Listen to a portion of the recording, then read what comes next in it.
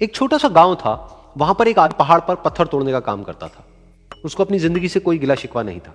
पूरा दिन वो काम करता, मेहनत करता, दिन के एंड में जो थोड़ा बहुत पैसा मिलता वो जा करके अपने परिवार के साथ में थोड़ा सा टाइम स्पेंड करता और चैन से सो जाता। तो एक दिन रोज की तरह वो अपना काम खत्म करके अपने घर की तरफ जा रहा था।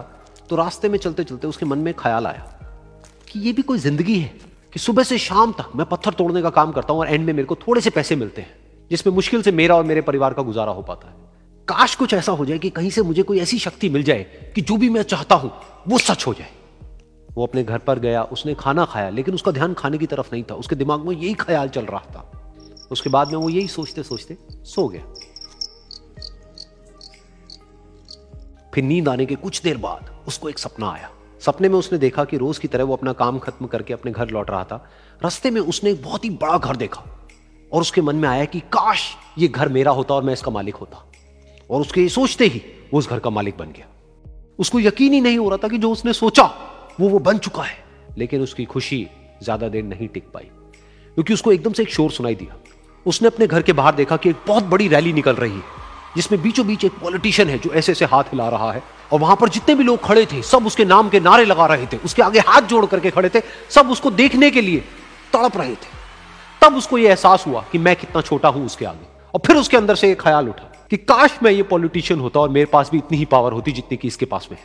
बस उसका इतना सा सोचने की देर थी, वो पॉलिटिशियन बन गया। उसकी खुशी का ठिकाना नहीं था, क्योंकि उसके आसपास में हजारों लोगों की भीड़ थी और सब उसको देखने के लिए तरस रहे थे, तड़प रहे थे। लेकिन उसकी ये खुशी भी ज्यादा देर नहीं टिक पाई।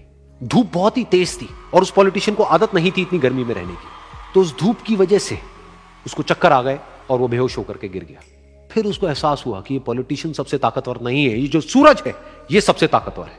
और उसके मन में आया कि काश मैं ये सूरज बन जाऊं तो मेरे आगे कोई नहीं टिक पाएगा। और उसका इतना सा सोचने की देर थी और वो सूरज बन गया।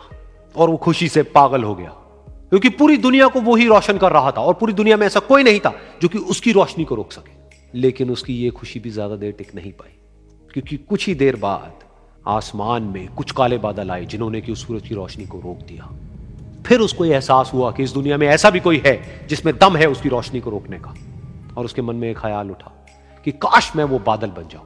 और वो बादल बन गया और आसमान में उड़ने लगा। उसको ऐसा लगा कि मैं आसमान में उड़ रहा हूं और अब मैं जहां चाहे वहां जा सकता हूं।